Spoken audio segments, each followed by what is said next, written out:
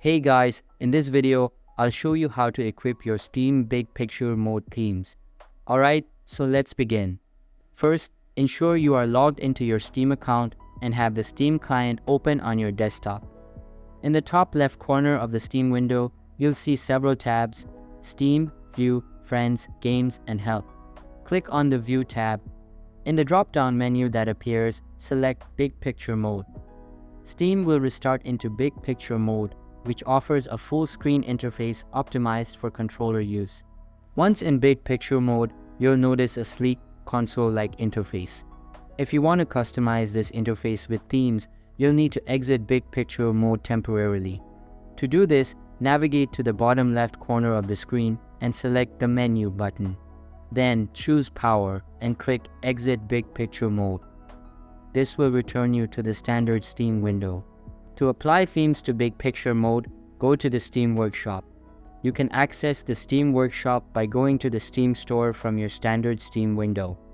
In the store, search for Big Picture Mode themes to browse available options. Select the theme you like and subscribe to it. This will download the theme to your Steam client. After downloading your desired theme, you need to enable it. Return to Big Picture Mode by clicking View and selecting Big Picture Mode again.